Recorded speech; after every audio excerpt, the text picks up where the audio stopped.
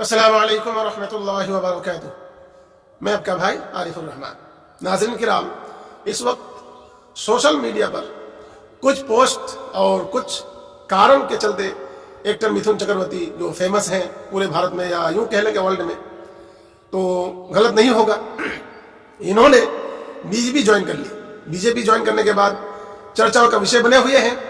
ऐसी स्थिति में मैं आपके सामने बात रखने वाला हूं किन कारणों की वजह से उन्हें टीएमसी छोड़कर बीजेपी में शामिल होने की नौबत क्यों आई। तो आप हमारे साथ बने रहिए और आप हमारे चैनल पर पहली बार आए हैं तो सब्सक्राइब कर लीजिए। सब्सक्राइब करके बेल आइकन पर क्लिक कर दीजिए ताकि हमारी हर वीडियो सबसे पहले आपको मिल जाएगा। तो मुद्दा है मिथुन चक्रवर्ती का, जो बहुत बड़े एक्टर और फेमस है। पूरे वर्ल्ड में इनको जाना जाता है, इनके डांस, इनके एक्टिंग और इनके डायलॉग से बड़े फेमस है। तो ये पश्चिम बंगाल के हैं और टीएमसी पार्टी करते थे, मगर अचानक ये नौबत क्यों आई 2021 के इलेक्शन से पहले। तो जो मुद्दा है, इनके बेटे महाअक्षय चक्रवर्ती उर्फ मीमो चक्रवर्ती। मीमो चक्रवर्ती एक बड़े एक्टर के बेटे हैं और ये भी एक्टर है। इनका एक मॉडल के साथ रिलेशनशिप में रह रहे थे। मुद्दा है 2015 का, जो इन पर इनको घर पर बुलाया गया और इस मॉडल को घर में बुलाने के बाद सॉफ्ट ड्रिंक पिलाया गया। नशे, जो सॉफ्ट ड्रिंक में नशेली दवाई भी मिलाई गई या ड्रिंक ही नशेली थी, उसको पिलाने के बाद वो नशे की हालत में थी। फिर उसके साथ फिजिकल रिलेशन बनाए गए और उसके बाद एक बार नहीं, दो बार नहीं, शादी का झांसा देकर बार बार रिलेशन बनाते गए और पीड़िता को इसका पीड़ा पहुंचाता रहा। 2018 में भी फिर जो है दिल्ली की एक अदालत ने इसको मुकदमा दायर करने को कहा और उसके बाद उसको दिल्ली ट्रांसफर कर दिया गया। और मैं इसको पूरा डिटेल आपके इस स्क्रीन में देता हूं, आप देख लेना। तो मुद्दा जो आया, पहले तो इसको टीएमसी के पक्ष में रहे, टीएमसी को सपोर्ट करते रहे और दिलो जान से पार्टी से जुड़े रहे। जब इनको अब लग रहा है कि टीएमसी का किला उखड़ने वाला है और टीएमसी अब इसको बचा नहीं पाएगी, तो फिर जैसा कि आप जानते हैं भारतीय जनता पार्टी इस वक्त सेंट्रल गवर्नमेंट में है। आए दिन सीबीआई और ईडी और छापेमारी होते हैं।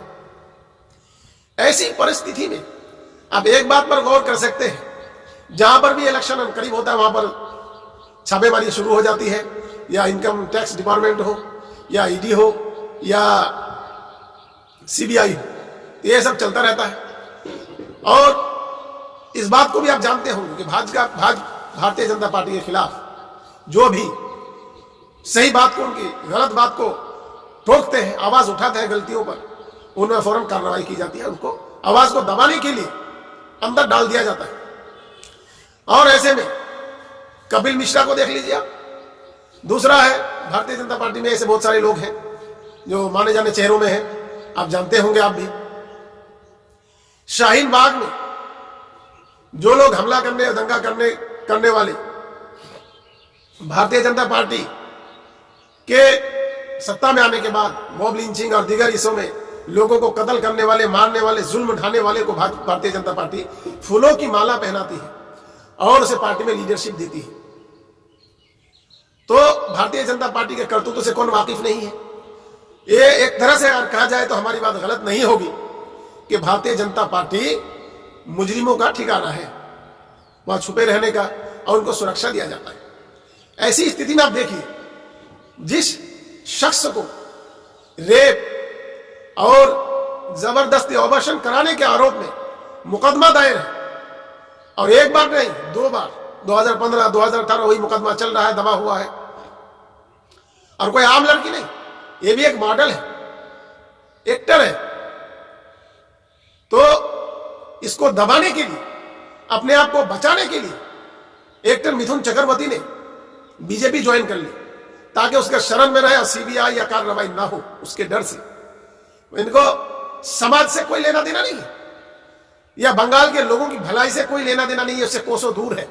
ये सोचना भी मत कि बंगालियों की भलाई के लिए इसने मिथुन चक्रवर्ती ने भाजपा ज्वाइन कर ली।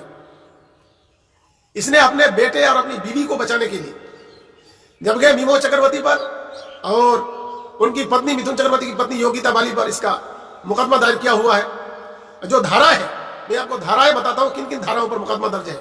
मुंबई के ओशीवाड़ा थाने में इसका मुकदमा है।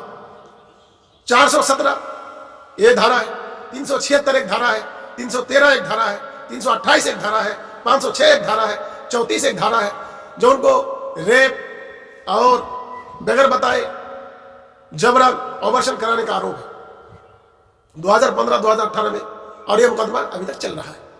तो इन्होंने जो भारतीय जनता पार्टी ज्वाइन की है समाज सेवा के लिए नहीं, या बंगालियों के सेवा के लिए नहीं, बल्कि सिर्फ और सिर्फ अपनी जाति फायदे के लिए, अपने बेटे और बीवी को बचाने के लिए, अपने बेटे की करियर को बचाने के लिए, अपने बेटे के करियर को बर्बाद होने से बचाने के लिए, और अपने परिवार को जेल में जाने से रोकने के लिए, जेल से बचाने के लिए इन्होंने भारतीय जनता पार्टी ज्वाइन कर ली।